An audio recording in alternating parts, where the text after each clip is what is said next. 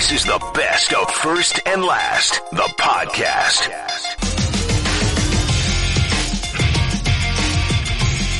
This is not a test. This is not sound deceiving you right now. We're back.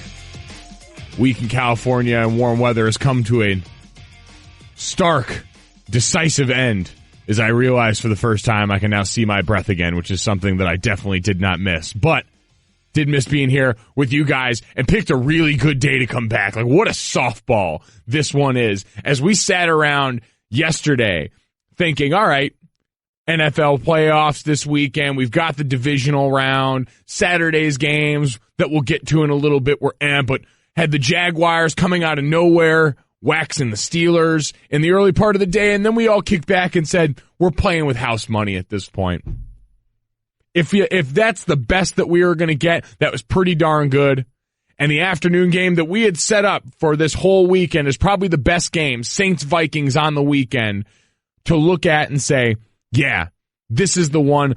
All of a sudden I started to say, you know what, maybe let's guard expectations a little bit because this has already been a hell of a day.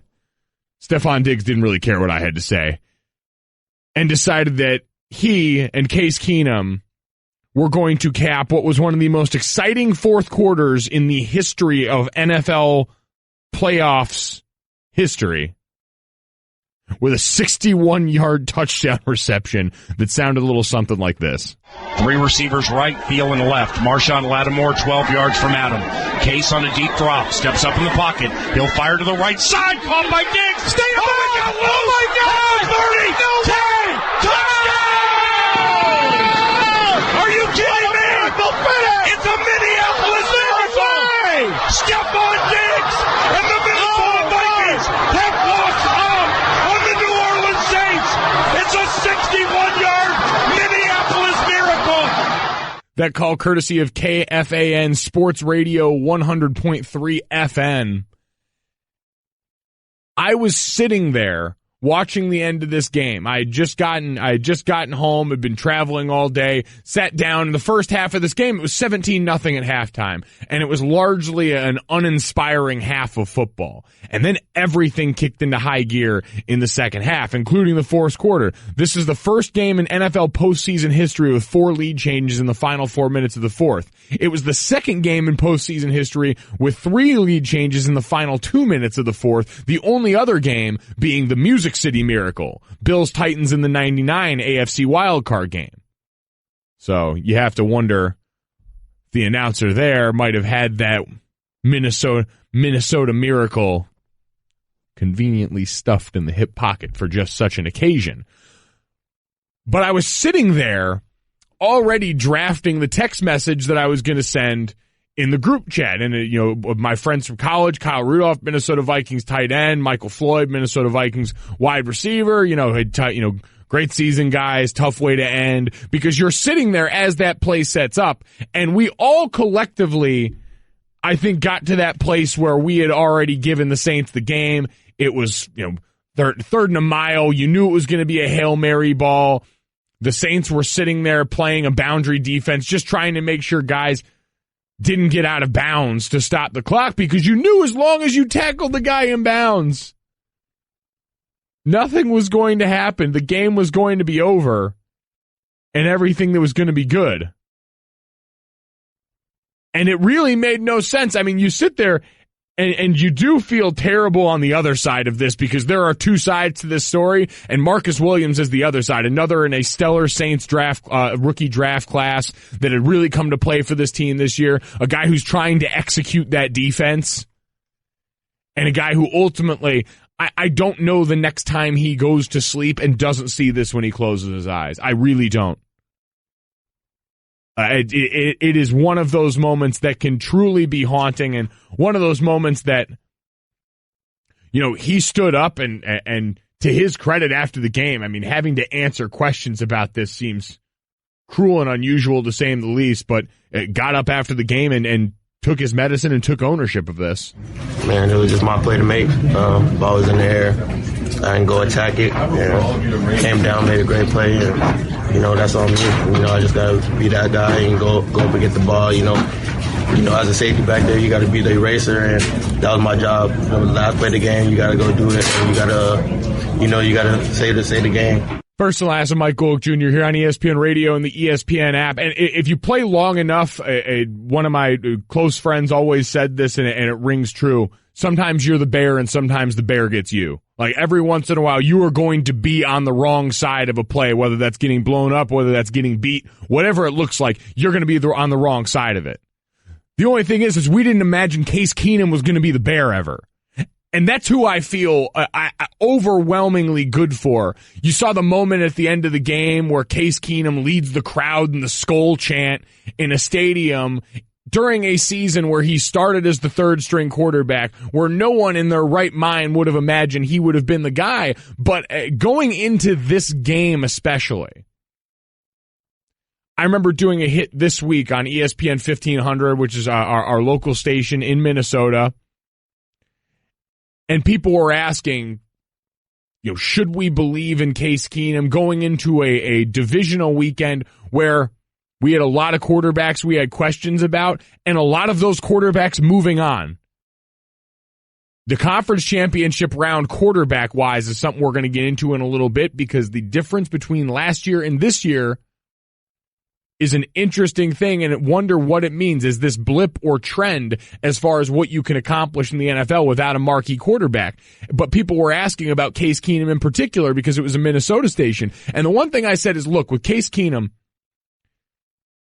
is not the name, and certainly as a guy who's already been around the NFL long enough to where if you've got an opinion about Case Keenum, you've got a decent amount to back it up. But the one difference, and when you look at whether it's Nick Foles, who moved on in the playoffs with the Philadelphia Eagles, Blake Bortles, or anyone else, talking about Case Keenum and the difference here, and even going back to Jared Goff, because people kind of lumped them in as the Jeff Fisher triplets, Case Keenum had been doing it this entire season. Case Keenum was not a guy in his second year like Jared Goff, and he was not a guy that got thrown in the last 3 games of the season like Nick Foles. Case Keenum had been the starter for this team basically the entire year. Case Keenum had been with this offense the entire year. And in talking to Kyle Rudolph and the Vikings players, Case Keenum also understands he doesn't have to go out there and stand on his head for them to win. They've got great players around them on offense. Yesterday, their running game showed up in a way that was incredibly impactful, the way it has all season around a revamped offensive line. And, oh, by the way, that defense. So when you lump all those things together, Case Keenum doesn't have to play hero ball anymore. That is not who he needs to be. He can just live in the moment, which is what he did after the game. Gives you confidence, I think. I mean, like I said, being a kid growing up, I mean, that's what you do in the backyard. I mean, there's, 30 seconds to go. You're down by 2. Fourth quarter, playoffs. Drew Brees is a quarterback, another team. So that's what you dream about. ESPN Radio is presented by Progressive Home Insurance. Get your quote at Progressive.com today. And so the moment dreams are made of, and it was all good feelings and good times in Minnesota, who already is in uncharted territory as a team right now getting ready to go into conference championship weekend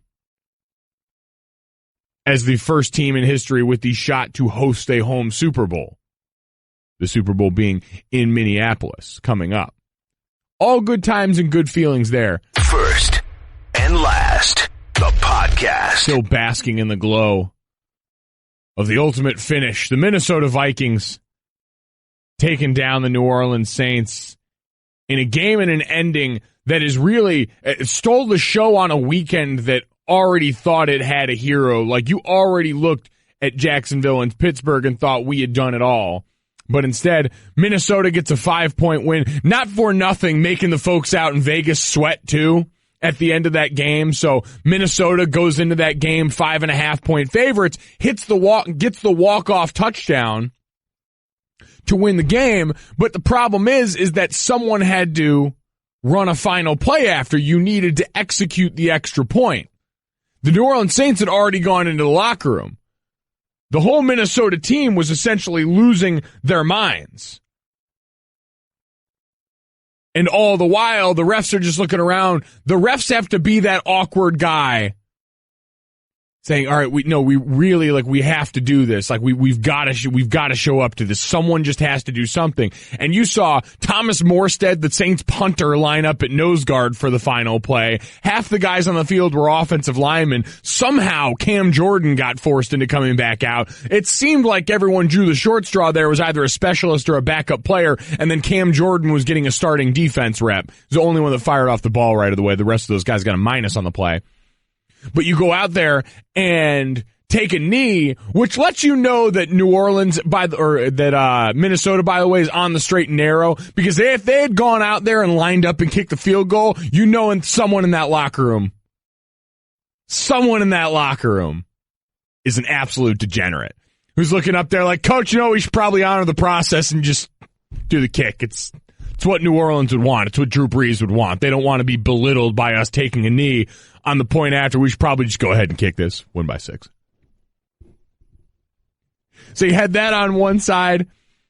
You had Minnesota Vikings head coach Mike Zimmer, who just handled this like a pro and really lauded, again, Case Keenum, who's going to be and should rightfully be, I think, the story in all this is a guy who is not supposed to be here, who still may not be here next weekend. You look at what we're going into with conference championship weekend, and you could have a couple of quarterbacks playing for the conference title in the NFL that may not be the starter for their team the next year. That shows you what kind of year we're having. But for right now, Mike Zimmer, the Minnesota Vikings head coach, can talk glowingly about his starting quarterback. Case is a pretty cool customer. Kind of tells you a little bit about this guy, the way he was excited before the game, like most of our guys were. But, I think the way that he handled himself today, and he's got a big chip on his shoulder. He's always trying to prove people wrong. I do love that about him. He's a lot like our team. Our team's always trying to prove people wrong, and I get criticized for playing the underdog role, but that's just who we are. It's time for Straight Talk, brought to you by Straight Talk Wireless. Best phones, best networks, no contracts. Mike Zimmer wasn't done. Because, again, this is the game that wasn't supposed to be the game of the day. We thought we'd already had that.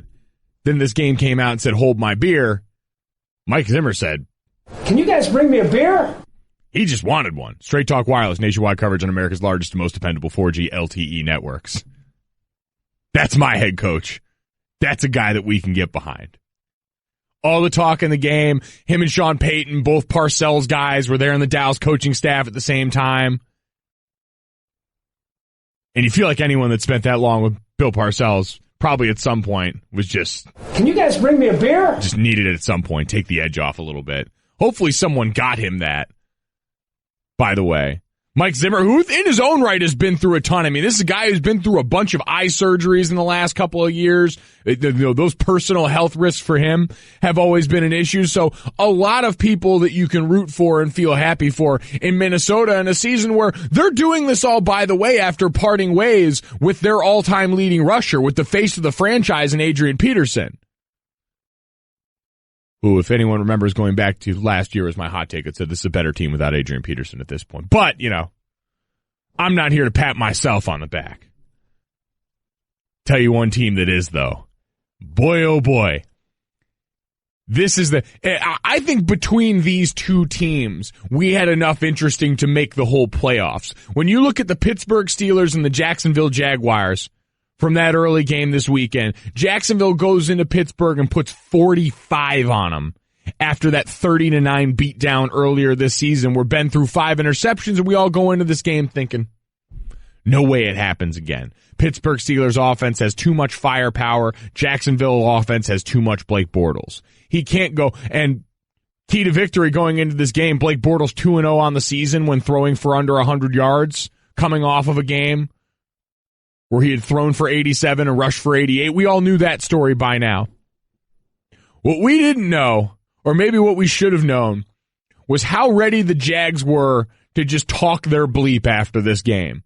Because you go into this, and all we had heard going into this game, and understandably so, was about how excited the Steelers were to go ahead and play the New England Patriots again. got to give credit, by the way, to whoever runs the Jacksonville Jaguars Twitter account.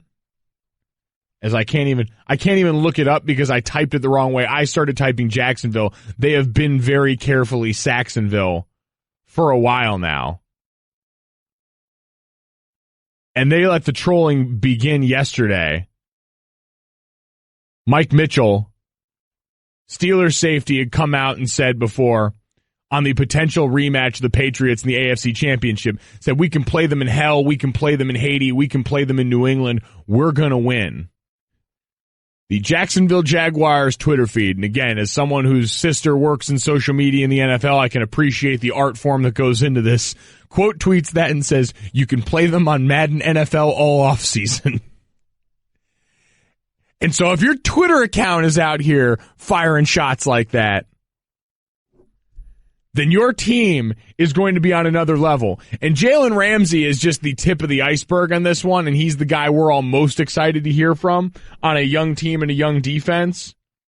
But everyone else got involved in the party. Now, someone who didn't, though, was Blake Bortles, who had all the reason in the world, who spent a week just getting absolutely raked through the coals, and came out and put his head up high and really went high road on everyone. I really don't care. I could care less what anybody in here says about me or what anybody in the world says about me. You know, I enjoy going to work every day with the guys in that locker room and the coaching staff. I enjoy everything we do, and this is the type of stuff you dream of, is getting opportunities to play in games like this. You know, so I think to come here and be able to do that against a good team in Pittsburgh, you know, it'll never change for me. I don't think everybody's in the NFL here.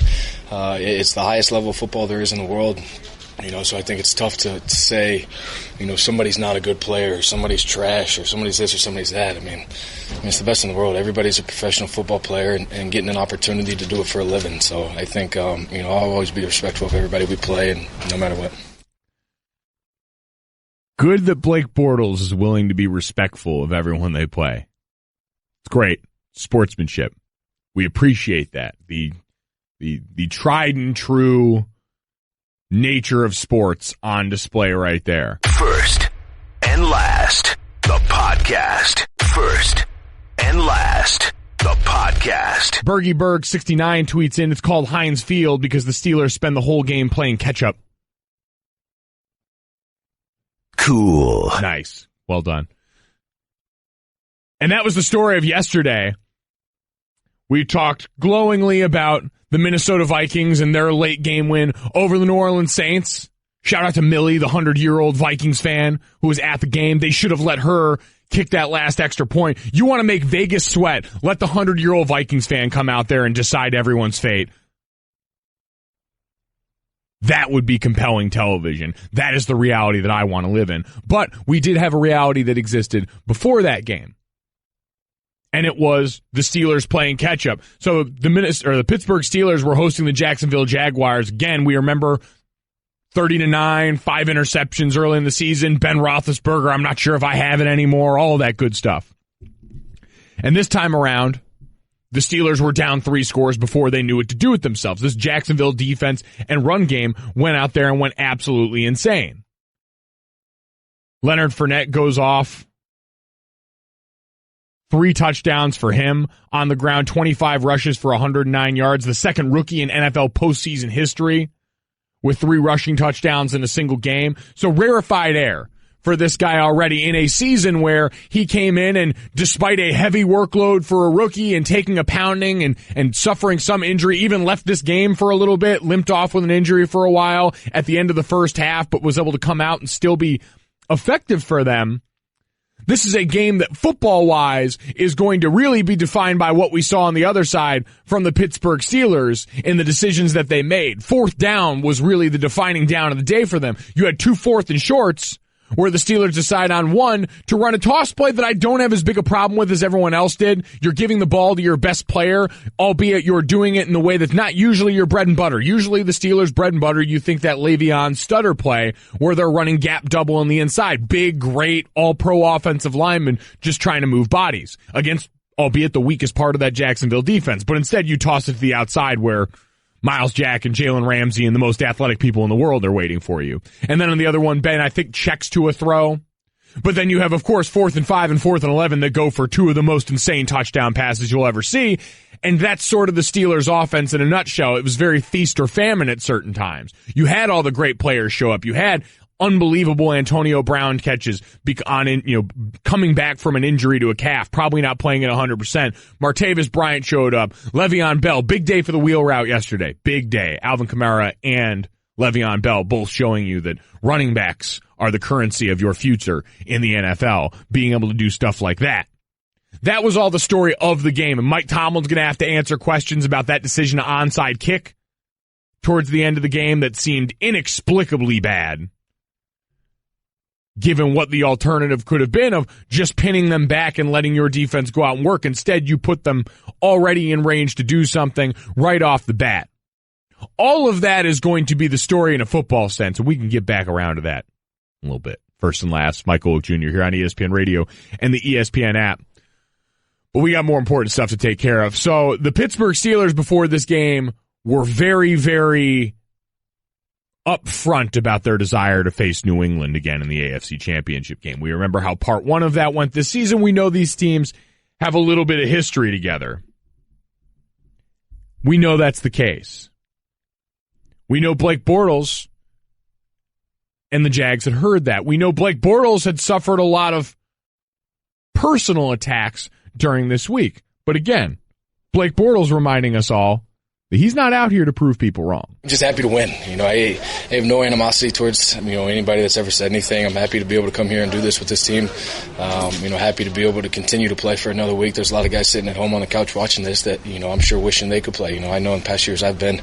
So to continue to have an opportunity to go play is pretty awesome. That's all fine and good, Blake. But your teammates don't give a damn about all that nice stuff. The bad boy Jaguars are here, and they're ready for it. So that's all fine and good. You know who's not here for all that Blake Bortles slander? Step right up, Malik Jackson. He's a dog. I want to know what Jarrell Casey has to say about him choking in big moments while you sit at home and watch us next week. Watch him. Ooh, watch him. Watch him. Oh, what's that? Barry Church wants a piece? Jacksonville Jaguar safety? We had this team's number, and then all we did was feed on the fuel that everybody was providing. The media, everybody was just talking about how, they're going to run through it. It's not going to be like last week, Blake Bortles this, Blake Bortles that. And all he did was dominate their defense, and all we did was do what we do every week, and that's play ball and create turn takeaways and score. Uh-huh. That's right. Keep it going. Oh, wait a minute. By God. That's Jalen Ramsey's music. I was kind of wondering why they were so confident because we stomped their last time, and we knew we was going to do the same this time. I mean, we were confident coming in the game. I can't tell you why they were so confident, but that went out the door real quick. You weren't upset about everything they were saying, and then the Bell tweet we talked about this morning. Excuse my language. We don't give a We really don't care. First and last here on ESPN Radio and the ESPN app. This team, the bad boy Jaguars, is there any outfit that could less resemble what we traditionally think of as a Tom Coughlin team? Now in the front office there, fingerprints all over this one. This is Tom Coughlin after the divorce. He moved down to Florida. He's living his best life. He's got a hot new young thing on his arm in Jalen Ramsey, who, quite frankly, doesn't give a bleep. And let everyone know it. This team is playing with a level of confidence and bravado. Defensively, it is more than deserved. Like, you look at this, and I don't think we've said enough, and we've talked about this in other years with, even recently the Seattle Seahawks, the Denver Broncos from a couple seasons ago. This defense is that good. This defense is all-time type good across the board. They're insane, and they're set up to do it for a while. Like, you look at everyone they've got set up here. Like, you just brought Calais Campbell over on that free agent deal. You're a year removed from doing that with Malik Jackson from the Denver Broncos team. You drafted Myles Jack. You've got Telvin Smith under contract. You drafted Jalen Ramsey. You just brought Boye over on a free agent deal. Like, these guys are all stacked up to be really good. Yannick Ngakoue is in his second year of his rookie contract as a third-round pick. Like, you are set up to be good for a little bit around here, and this defense is not only really good, they love the sound of their own voice. I am all sorts of here for this, because now you've got the perfect antithesis of the New England Patriots going into this AFC Championship game. You've got a team that's not going to say anything versus a team that is willing to say whatever the hell they want. Jalen Ramsey didn't even waste time. This is right after the game on the field. I ain't got too much to say, but y'all make sure y'all bring that same energy out here next week and the week after. We going to the Super Bowl, and we going to win that. We going to win that. Duval! Just out here yelling Duval at this point. What a time to be alive in Jacksonville. All this time, people have been whining and complaining about the product we send overseas, and London had no idea we were sending them the second best team in the AFC every year. I feel like a thank you is in order. First and last, the podcast. Eric in Jacksonville. Eric, you're on first and last. What's going on, man? Hey, good morning. Hey, a week ago, I know you weren't in, your backup was in, and man, they were bashing Jacksonville and Bortles, saying this would be probably one of the worst games to watch this weekend. And I'm just happy Jacksonville showed the nation, showed the world that we're not to be played with. And I hope people just give Jacksonville the respect that's due. Thanks for your time. Good morning. We appreciate the call. There are going to be a lot of people eating crow this morning. Of all the games that people were probably wrong about this weekend, and we saw Philadelphia taking a lot of deserved shots at the media because no one was picking them. They were home dogs to the Atlanta Falcons. Already the early lines out there, home dogs to the Minnesota Vikings as well. So I have a feeling that dog mask that Chris Long and Lane Johnson were wearing after the game is going to get a workout over the course of this week. Because that's really the story of a lot of these teams left in the playoffs. Outside of the New England Patriots, these are the teams that no one really believed in. No one believed in the Philadelphia Eagles after Carson Wentz went down. No one really believed in the Case Keenum Minnesota Vikings. And definitely no one believed in the Blake Bortles Jacksonville Jaguars. Yet they're all here. Like, you look at Conference Championship weekend this year as opposed to last year, where last year was a testament to everything that we always hear about this league. It's a quarterback league. Because last year you had Tom Brady, who obviously is still around. He's the last man standing from last year's playoffs. Ben Roethlisberger. On the other side, Aaron Rodgers. That's the one. I set all this up and then I just completely blank on it. And then on the other side, you have Matt Ryan, who was, by the way, the MVP last year. If one of those things didn't sound quite like the others. So you had 4 franchise quarterbacks, a bunch of whom probably sound like future Hall of Famers.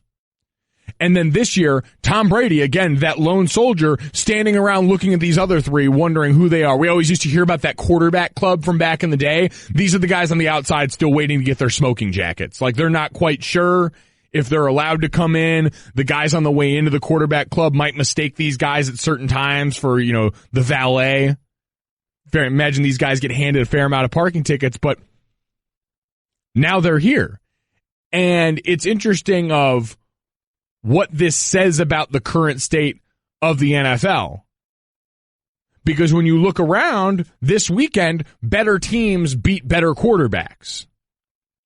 From top to bottom. And all we hear about, and going into this spring, all we're going to hear about is how you will have nothing if you do not have that quarterback that you can hitch your franchise to.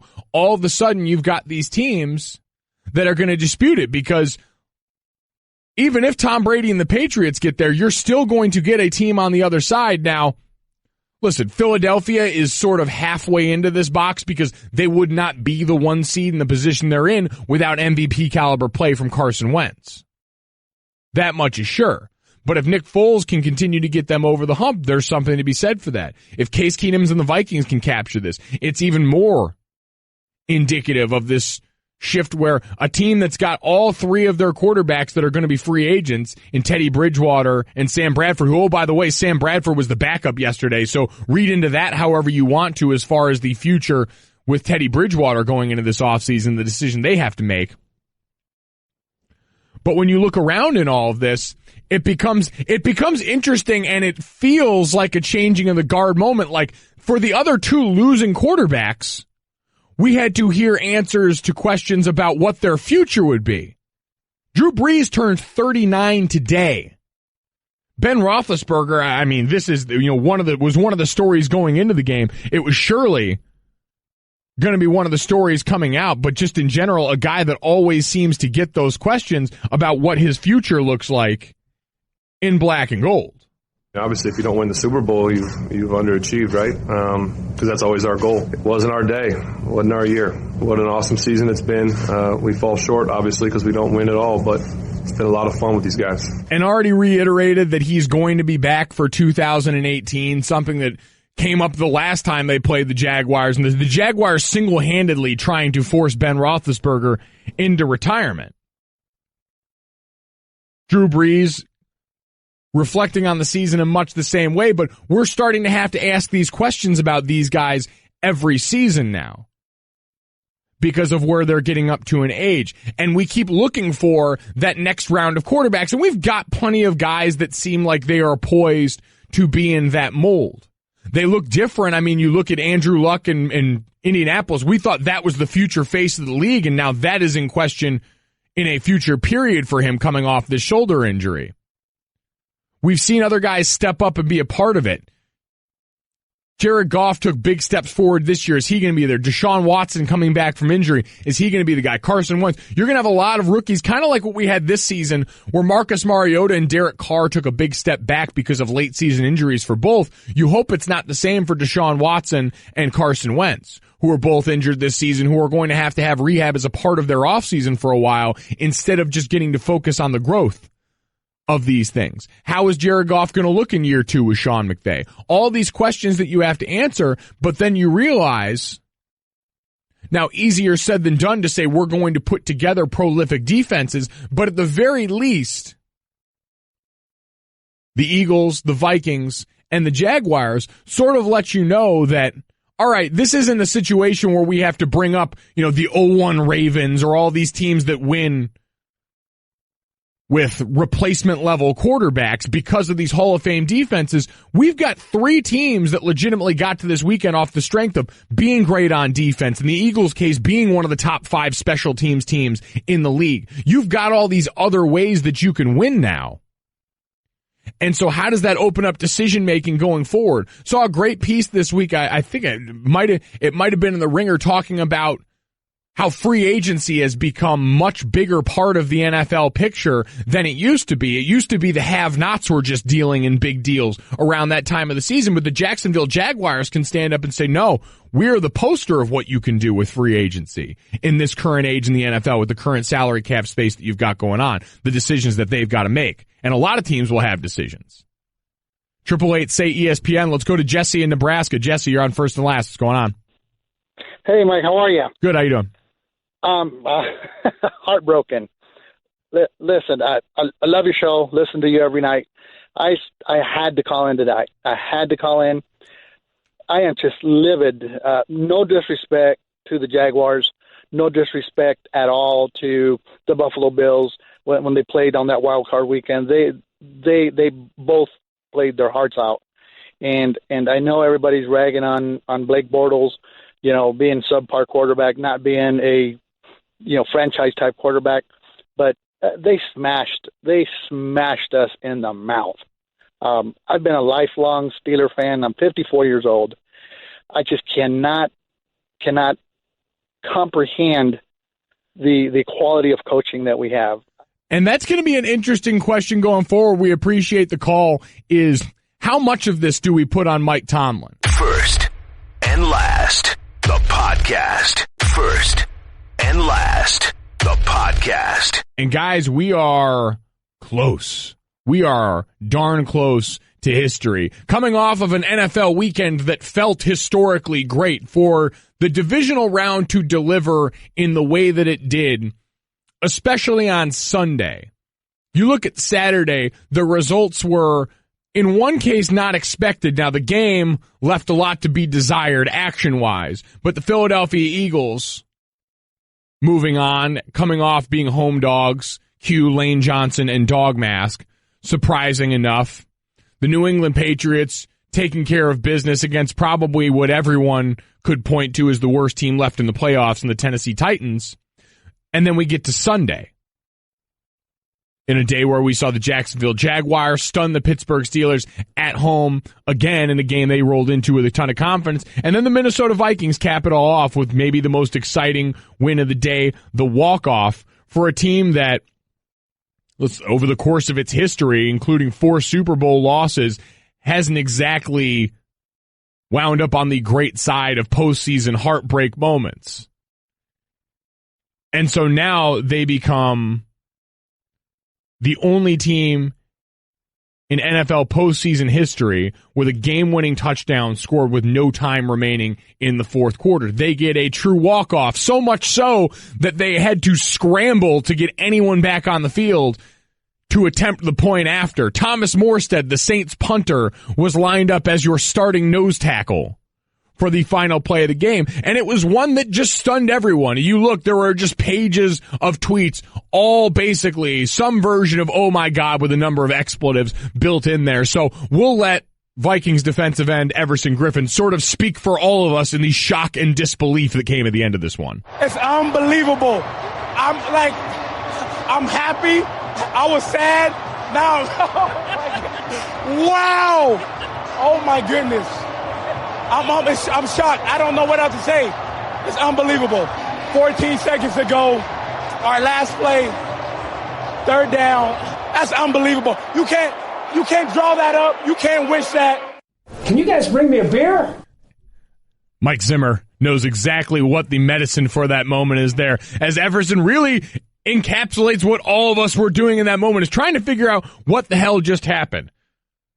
You know, trying to figure out what Marcus Williams was doing on that last play, because really, as much as this is about a Minnesota Vikings win, it is about the inexplicable missed tackle that could have just ended the game. If he gets tackled in bounds, this game is over, but instead, we get one of the most exciting finishes in NFL history. We get Stephon Diggs flexing on the entire crowd, making sure that he never has to go too far for a Twitter avatar picture ever again. His Throwback Thursdays are set for a while, flexing on the home crowd, feeling good about himself, and understandably so. Understandably so for one of the all-time moments, and now it gives this Minnesota team a chance to continue to keep the dream alive. They're the first team in NFL history to go into conference championship weekend with a chance to host a home Super Bowl.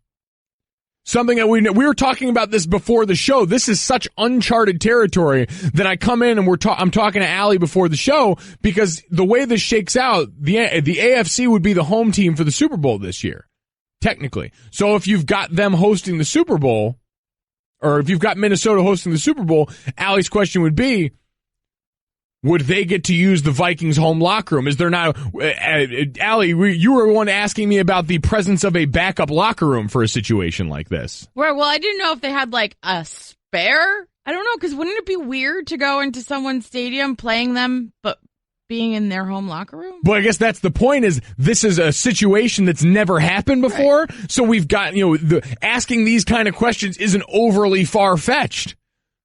Because won't that be weird? Oh, it would definitely be weird. Like you're showing up to your stadium for the Super Bowl and you have to go to the visitors' locker room? And I'd be interested. I mean, it seems like what would have to happen if the AFC really is, the home team for the Super Bowl this season, then that would absolutely have to be the case. Now, there is not a backup locker room in the stadium that as someone who, when we were in college, played in a fair amount of NFL stadiums, we were right in teams' home locker rooms. We were using guys' lockers that played on Sundays, and I have a feeling in this situation it would be the case, but that's the point. We're in uncharted territory with this. Do you think they would take all the TVs from the home locker room and put them in the visitors' locker room? All the amenities? You'd have to do something, right? Like, this isn't college where a lot of teams will really, dumb down the opposing locker room. Like, you hear about the Iowa Pink locker rooms. Michigan State, you basically were getting dressed in a closet. uncomfortable shower proximity with your coaches. That was always an eye-opener in the worst ways possible. So you get all of that. But no, I'm with you. Maybe take all of like the bits of home cooking out of there. Like, all right, no, listen, you guys can watch this game on VHS, standard def only in the Vikings home locker room for the Super Make sure Bowl. all the speakers don't work. No Bluetooth access. Yeah. Aux cord. What is this? 2010? Grow up. First and last, Mike Golic Jr. here on ESPN Radio and the ESPN app. Stephon Diggs, the hero of that game last night, also just overcome by emotion. And this is one I think that was the coolest part of the Vikings game, was seeing how unapologetic this team and this fan base were about embracing this moment. It doesn't get much better than Case Keenum leading the skull clap chant before the last snap of the game when they finally did get everyone back out there for the extra point. A guy who wasn't supposed to be here leaning into a moment that he was a part of creating. The other part of that moment was wide receiver Stephon Diggs, who, in talking with our own Josina Anderson after the game, really let his emotions fly too. Okay, you got to take us through what is the best play of your career. 10 seconds, 3rd and 10. Walk us through what happened after that. I ran a route. My QB gave me a great throw. God took care of the rest. We watched the play. A guy ran into another guy.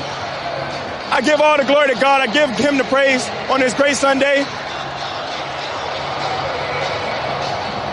What was going through your mind? Were you looking at the Jumbotron and you started to run out the tunnel? Explain everything that was going on once you crossed the end zone. I still don't know what just happened. I really don't. Yes. All I can say is give it to God, because without him, nothing is possible, and I wouldn't be here. So, damn, that shit feel good. Can you tell us how down and out this Vikings team felt, thinking that the Saints had just gone up and you guys needed something miraculous to happen? Since I first got here, I never stopped working. Today was when all the work paid off, and, God put me in a position, and I just try to take advantage of my opportunity. Can you guys bring me a beer? First and last year on ESPN Radio and the ESPN app. When it's too much, when in doubt, got it out. That can get you through any interview, is the coaching point there. But you can understand, in that moment, we always talk about players going up into press conferences after the game and having to come down off that emotional high. What do you expect when you put a microphone in front of a guy's face right after the game? That is what you can get. The dichotomy of give it all to God and bleep that bleep feels good. 888-729-3776. That's our telephone number. Let's go to Alexi in California. Alexi, you're on First and Last. Mike Golic Jr., what's going on? Hey, Gojo. How you doing this morning? Good. How you doing? Good. I just wanted to follow up and see how your night was going after the epic night out in Minnesota, watching your boy go out and win a big game at the last second. I mean, the look on Case Keenum's face said it all. I mean, just wanted to get your vibe on it since you're working hard and playing hard at the same time. So, what's up? We appreciate the call. It's nice. It's nice to get get credit for how hard I'm playing out here. As I come off a week-long vacation, it feels hard to really co-sign the first part of that. But the play hard was there, and it was. Listen, personally, very exciting for me because there is fortunately a personal aspect in getting to watch friends of mine still play in places around the league, but definitely getting to see it on the cusp of a moment now where, again, guys that I know well have a chance to host a game in the city that they've been representing for so long. And for just us in general as NFL fans to get this out of this weekend over the course of a couple of years where the ratings decline has been noted and been a storyline. There have been questions about the future of football with things like safety and things that are understandably topics and absolutely should be. But when you watch that moment with Case Keenum and that team on the field last night, in sync with their crowd, all living in that moment, you're overcome by this idea that, yes, sports has problems, and football specifically has plenty of problems, and we should keep working hard on solving them. But find me another place where you're going to get a moment like you got at the end of that game last night, and I'll keep waiting because I think you're going to struggle. First and Last, the podcast. Let's go to Jason in Tennessee. Jason, you're on first and last. What's going on? Oh, yes, sir. Jacksonville versus Minnesota in Minnesota is and would be an NFL nightmare for everyone. There's a poll out there, Zaslow, Romberg, and Amber poll says 790% chance, slim, though yet probable. What are your thoughts on that? We'll hang up and listen. Yes, sir. Thank you. We appreciate it. That was maybe the most polite call in the history of this show. I'm not sure what 790%. I'm assuming he meant 79%, indicating that. And I actually think the complete opposite. As someone who was down in Houston last year during Super Week for Falcons-Patriots, a matchup of what we all pretty easily identified as the two best teams in the league last year, the Falcons' historic offense, the Patriots just continuing their sort of dynastic tendency there. That was one of the driest Super Bowl weeks I've ever been a part of. There was no buzz. There was no action surrounding that game because you had two teams that were largely mute. You had two teams with superstars who weren't very prone to saying anything. And that's fine. Be who you are, but it doesn't make for overly interesting on our end. So no, instead on the other side, you can say that we're going to have a Minnesota team that's going to put up results like yesterday, potentially hosting a home Super Bowl and everything that comes with that. And on the other side, you were telling me that Jacksonville might be the team, the bleep talking Jacksonville that we're going to run back for you guys in 15 minutes here. This team is playing with enough energy and bravado to carry the rest of the league if they decided to adopt the Patriot way. Now, I'm feeling pretty good in this. Like, you look at this, it's going to be judged differently because of what we're looking at quarterback-wise with the teams that are remaining. But when you look at almost everything else, especially defensively, this is about as good of a Final Four as you can ask for when you look at almost any metric. Team defense, we've got four of the top five remaining. Minnesota and Jacksonville 1 and 2, Philadelphia and New England 4 and 5. You know, third down conversion percentage, scoring defense, drives again, any way you want to slice this, we have got 3 or 4 of the top defenses left in football, with New England obviously a bit of an outlier, you know, not prone to giving up points. Will give up a little more yardage-wise, as Matt Patricia is one of the coaches courted this offseason for a number of jobs. Our own Adam Schefter linking him potentially to the Lions head coaching job coming up in a little bit. But when you look at these teams remaining, that seems to be the MO. Great overall teams. Like, again, we mentioned, we had games on Saturday. We seem to forget that. And games where, while it maybe didn't have the fireworks that, let's say, Jacksonville and Pittsburgh had, I think there was a similar lack of belief in the Philadelphia Eagles, who were home underdogs to an Atlanta Falcons team that had largely underperformed compared to expectations for the majority of season, but then goes out against a young Rams team that maybe was a little bit ill-equipped for that moment, who in certain areas got exposed for being an explosive team, but not one that's built to handle circumstances once you get away from the script, to all of a sudden looking at Atlanta and buying into all the feelings that we had last season for them and overvaluing what they were doing. And so now we get to that point this season where we were forced to look at that compared to a Philadelphia Eagles team that had done it in every facet of the game and just managed to lose their quarterback. Now, their quarterback was playing at an MVP level, so you can understand some of the doubt that comes up with that. But to ignore the rest of what that defense had accomplished this season, especially on third down, the top third down defense, I think maybe only behind the Minnesota Vikings, actually, in the NFL, which is usually a very strong predictor. And then one of the top special teams left. That was part of the interesting hiccup at the beginning of that game, is you saw the special teams miscue for the Philadelphia Eagles, and that started to ring true to what we saw from the Rams, where Pharaoh Cooper, who was an all-pro or a Pro Bowler, I believe, on special teams this season, for the Rams, who were the top special teams team in football, for them to falter in that area of strength, you knew things were going to get hairy. For the Eagles, you saw that at the beginning. You saw a couple fumbles in the run game, and you thought, is this team going to spit the bit on the areas that they do well in? The answer into that ended up being no. And so, for a lot of these teams and a lot of these coaches, what we heard from Doug Peterson after that game is going to be a familiar refrain. They're not all that concerned with us. For about when did Carson go down? Okay, since that point, no one's given us a chance. Nobody has given us a chance. And I understand Carson's a great player, but every week our guys are hearing the same thing, that now we're all of a sudden not good enough. We're 13-3. We have the best record in football. We're, home field advantage throughout. Listen, there's not a lot the guys are going to motivate themselves just based on what they've done for them, heard for the last month of football, It really doesn't matter what you guys talk about, because that locker room in there is united, and I'll go to bat for every one of those guys, and I'll go to war with every one of those guys in that dressing room. First and Last here on ESPN Radio and the ESPN app. That's a powerful refrain for coaches to get to latch onto. Like, remember, Nick Saban got to do that all this postseason run with that Alabama team that wasn't supposed to be there. And when you take that and combine it with a bunch of talent and, one of the greatest dynasties college football's ever seen, the results are pretty positive, but coaches love that stuff. Like Doug Peterson and Mike Zimmer and all these guys that get to look at these underdogs, Doug Marrone in Jacksonville, get to look at these underdogs and say, yeah, no one wants you here, guys. Keep telling us all that stuff.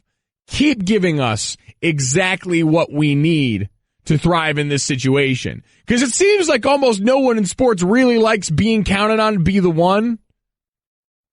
Even the New England Patriots, who went out there with the most expected win of the weekend, making sure that the Tennessee Titans continuing on didn't have to be a thing. That New England Patriots team, even while they're the ones actually probably secretly, if you're Bill Belichick, loving all of the drama and turmoil that got drummed up around you as far as coaches that are getting ready to leave, beef with your star quarterback, all the above, as a chance to say, all right, talk about all that stuff. We'll be busy here actually winning the football games.